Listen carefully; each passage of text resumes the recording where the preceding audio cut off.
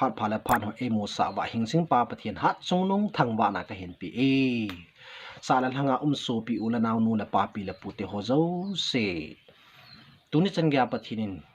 e hin pui jing wa a pin no te ob khum banga enam sungo I ho bung sungo e ob khum jing jei win avelin pa pathian ha chung nung chu thang ba na ipiki du win he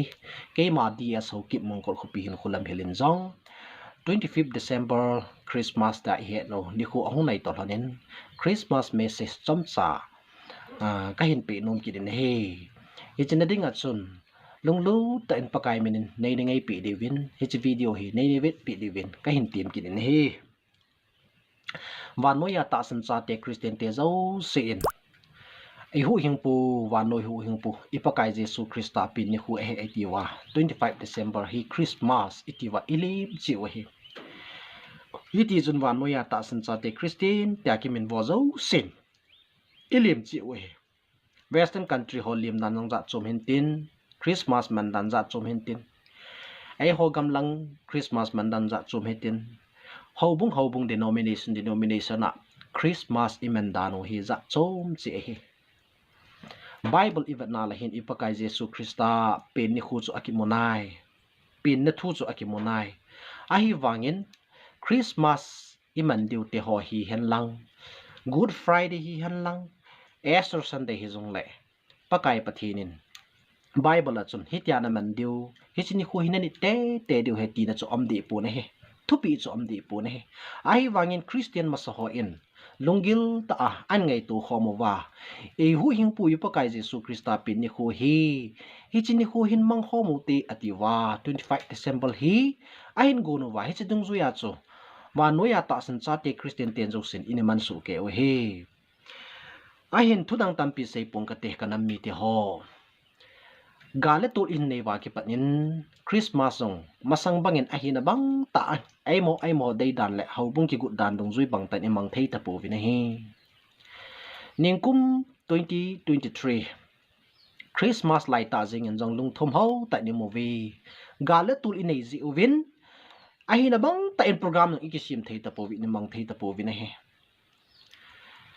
kuki in pinam lam kai ho in thupi a hin pi choi pi ham tele tu kum Christmas he kum dang abanga pungpung je isa ta lo diu pakai pathian ang sunga inam pi diwa taw na ni khuzo iman de taw ve ti hi thupi na hin nei zovin hi tabang chun inamang tawin amuna ama ho bung chia ne khom don khom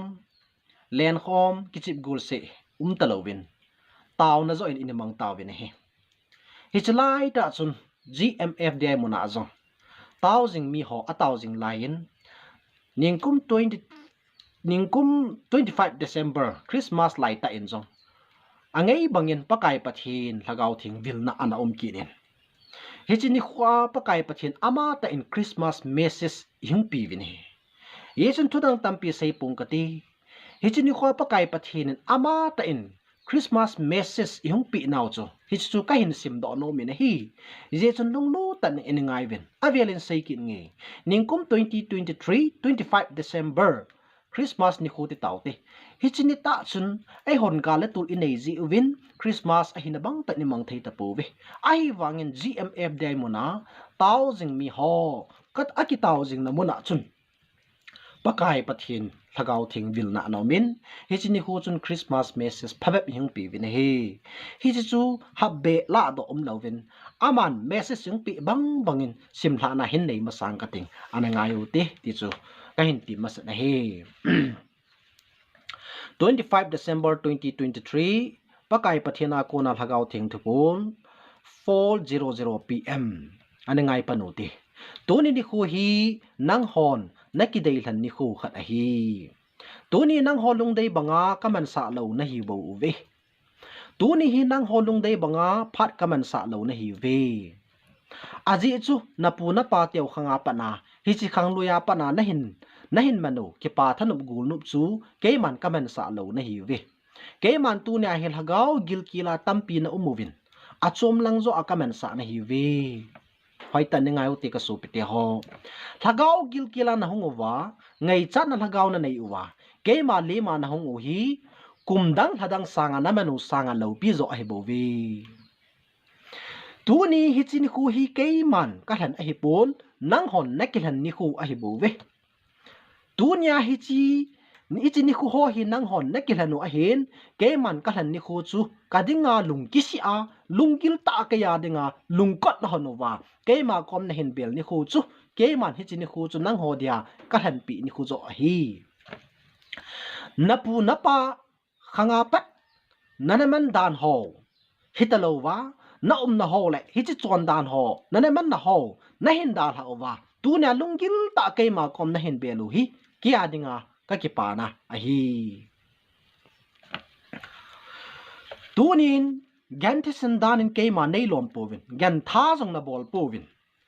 tunin nang ho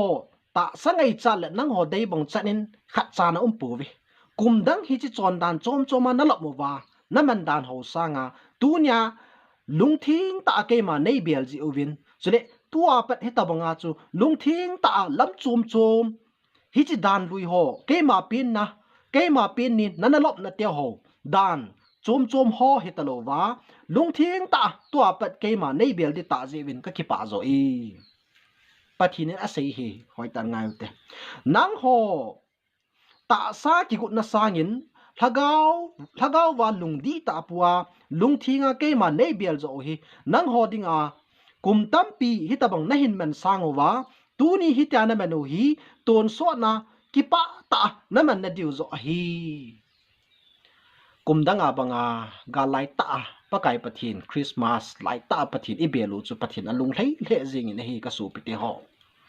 hi chun lungil ta ke ma aina lam to ho bowin ke ma aina mu a hin ta sa lung gel le ta sa lung tup gol nup chi chom choma aina lam to ho din ke ma ka poi ta sa phe a ka hung na ni khu zo hi na thu pi sa zo ovin nang ho hlat do dinga cross a nang ho dinga gal zo na ni khu kapi na ho sangin kapin ni khu zo na thu pi sa ovin ke ya dinga hui chi zo thu pi em gel pa ovin ta san na ka kom na hin bel ni khu chu ke ya dingin a thu pi zoi donin na ki gun dan ho le ni dang la ya na chon dan gun ho zo se chu sep thla ovin aji chu ke ma thu ta le thagawa ata a e ki pa pi ho dingin ke ma ka ki pa e donin ke ma ta sa ka hung na ni khu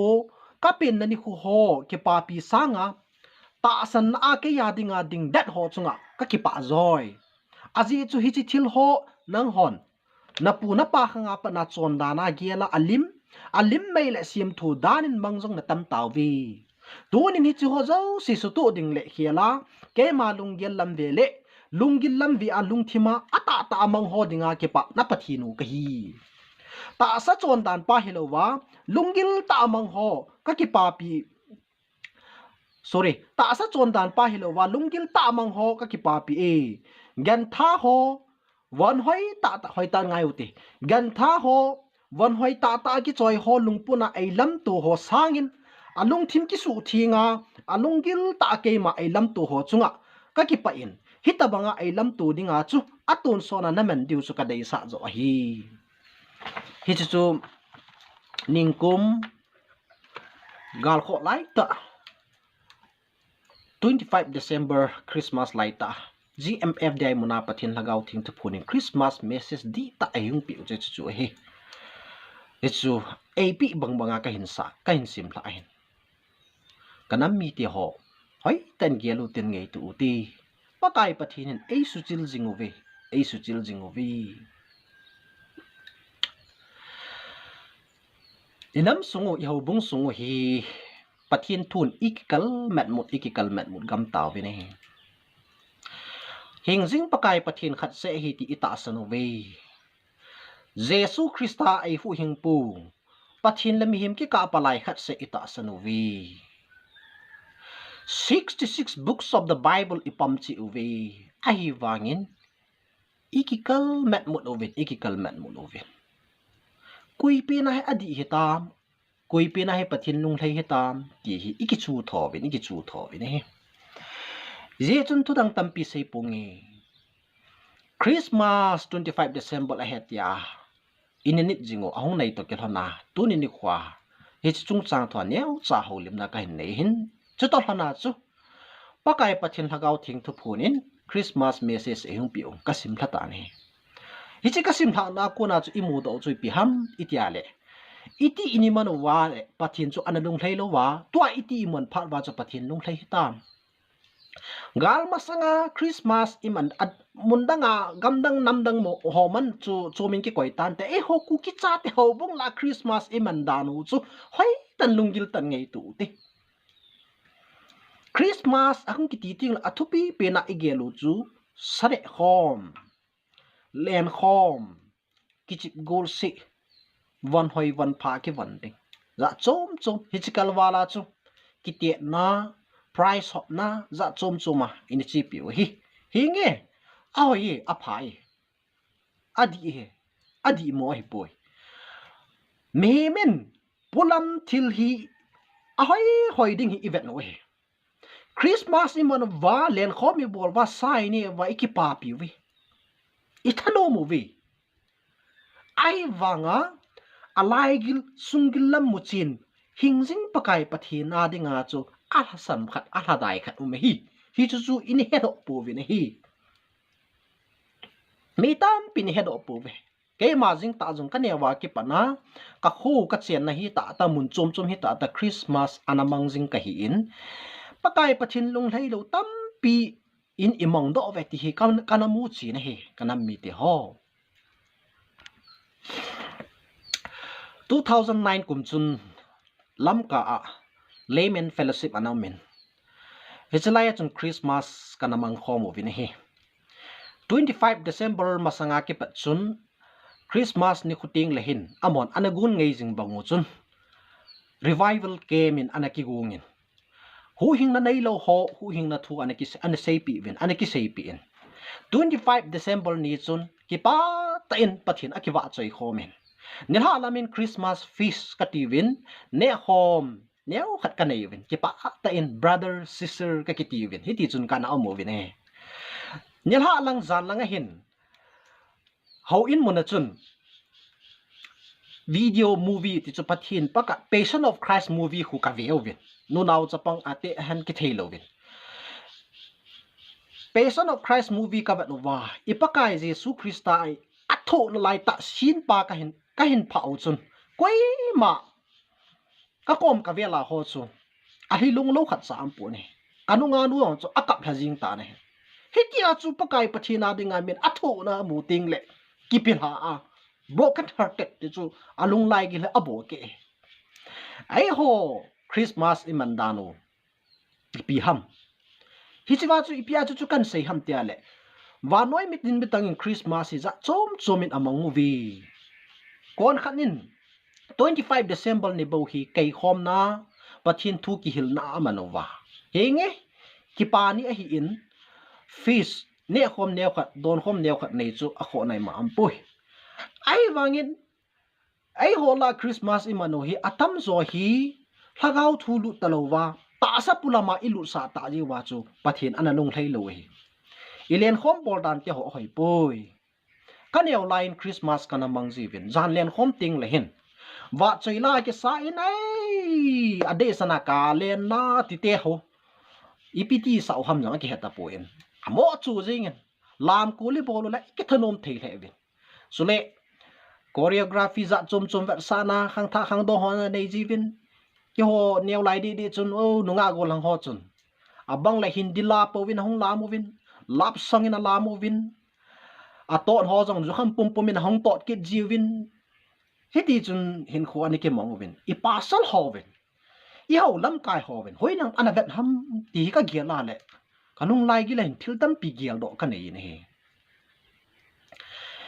ji chun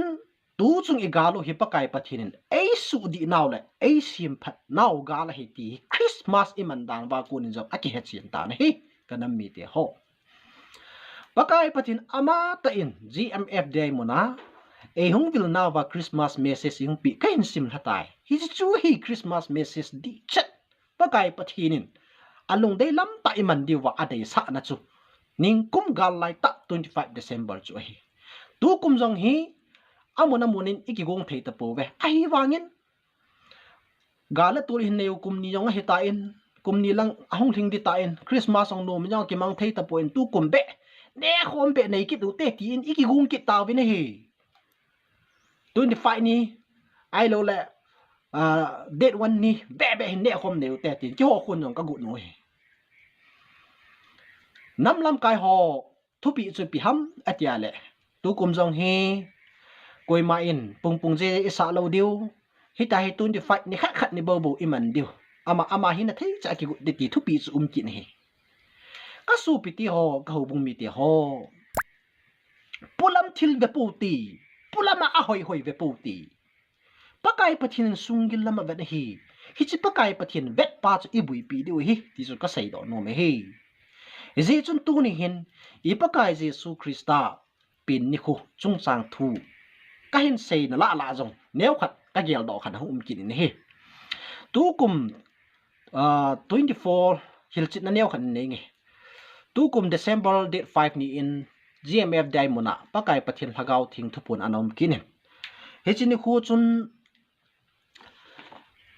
ama pin ni khu chung chang thu neu khat hi i hung sei pi le a kilomin hi chia chun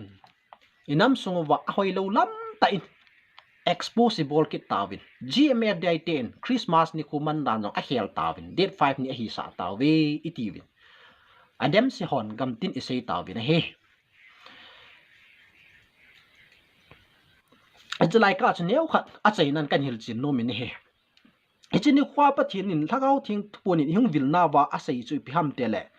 tu ni khu hi ke man nang ho ta sa ka hung vilnaw ni khu chu a hi ati chu na atu tel apin ni khu chu sei na hi chu a hin tu ni nang ho mi ham phan hi ve hi chu gu hi koi ma chanam ka sei pi pun nang ho wang ka than do ka cha te na hi ji wa hi chu gu hi ka sei pi na hi ve wai tan ngai ti ta sa anei ki han hi leo chun tu nya hi thu sima thu gu ho na het lo di a hin na lhaga wa nei ki han ta ji u wa ke man hi chu thu gu ho ke koi manam kha cha ko ma ka sei lo nang ho ko ma hi chu thu gu ho hi ka sei pi na hi ve hi chi hi nang ho hi kanam than na hi lo phat chin na dinga hi chi thu gu ho hi ka sei pi na hi bo ve ki chi chap ta lo ham na tu ni khu ke man nang ho ta sa ka hung vil na ni khu chu a hi van noi ka hu ing ni khu ka hung na ni khu chu a hi atela apin ni khu chu hi cho a sei pi pen chu tu ni khu hi chi ni khu hin 25 ni na man chu a di pon tu ni khu lo na hel du ha ti lo pi cho thu gu hung sei pi u bu chu me thu gu hi chu a hoi lo lam ta gam tin ni sei pau hi hi cho ta bang hi bol ji pu te ti chu ka sei do nom pi pi na he thu gu hi aki sial akim aki het chin lo ti na he hi chu Bible a jong ki het chin lo Christmas ni khu te ho hi hanang pi jong le koi man het chin lo hi 25 ni mo nga pi nge ti chu koi man wa no ya ta san cha te Christian te ju sin he lo he ama phal bi line ni hi ji a chu ki tu the ni wa 25 ni ki ti hi bo bi ne ani khu cho thu pi poi a jo wa kan sim na ko na chun pakai pathina ra thu pi pen chu pi tam ti chu he su ke ve na thu gu hi GMF dai muna pathin lagau thing thu phunin ihung vil na wa thu gu hi ni thum ta bang in sei pi vini pa ka hin sei Christmas pakai pathin pin ni khu thu gu chu hin mo si longdam sa thu gu 4 December 2023 ni no in sei pi pakai jesu hlana kuna athodo muma sapin thu gu March 31 2024 lagau thing thu pon in sei pi kit vini hi so thu gu ho hi yung sei pi ipi yung sei pi ham te le ki chin chan hi ta nang ho hi kanam dei than khacha ten hi ji wa hi tu gu hoi ka sei pi na hi ve ati hi chu chum kwai ki no ten kanam mi te ho pakai pathin ei su di jingu ve ama ta a o tan e hung su di jingu ve na he aji chu Bible itni chi pi wa Christianity sa khwai hung umwa ki pana hi chi Bible in nei wa ki pana hi inam sungu hi population lakli lak nga be population something ki hi hin a hi wanga van noi denominational ho za chom jo si ikipam so ke wa ho thua ikikalmet mon hi tu nya hi GMF den mona pa kai pathin lagau thing thu puni hi cho zo si yong eng su tu hi koi ma denomination a khan pu ne neu khat pathin pakai pathin lagau akun pakai pathin akun lagau vil na hum chun na do no mo khatlani am le nei dong win tia hi ana sei ji hin hi chlai ta nei dong na do no mo om le nei dong win ti lai ta hin pasul thang neo kun ana dong khain a hi le ki ho ho bung chom chom min ka ki khano wen ta san chom chom ka pu wen kui pin ta san hi di hi tam kui pin iti seida kui pin ta san la kui pin chi pi hi di hi tam ti hi anadong na khat ka het na khat omen hi chia chun thagao ting thu phun chun ke ma nang ho ki sim thu ho bung vila hong ka hi poi ke man ka sim ke man ka sa do ho bung vila hong ka hi chu na ta sa wa hi ta sa wa ho bung bu cho na hi chin ni khwa thagao ting in ai don bu naw ai ho to hi ai ma ho bung di ki sao ai ma ho bung chi pi hi pathin lung de hi ki ti wa i kal mat mu pau hi pathin lung lam hi poi ya chu hi chlai GMF de mona khu pakai pathin kidang ta o ta inam piu hi koi ma ho bung tu pum lo wa ai su to wa ai su chil wa ai ko hi chi ai ko na het phim na dinga chu sai lang khana gala su sa hi chi ga hi pakai pathinin na ho na mi te ka ko na hi ve ati hi a chu ti le gal hi pakai pathin khuna ame ta pakai pathin thailo asu thip thei ding dang ampot inam piu atung do ding jong hi koi madang ampoi pakai pathin teilo atung do ding koi ma ampoi ti hi kichin chana ki mu a inam piwin ta sa la lagawa dam na inei thin ti wa mi tam pi hichlai GMF de muna ho pakai pathin thopi dung zu ya tuni san ya taw na mei ki ti jinga he ti chu kanam mi ti ho ko ma Christmas chung sang thu ka sei na chung chu na ka hin sei be kin hin tin pakai pathinin inam sungu i ho bung sungu op khum bangin ei op khum jing taw han ka ki pa e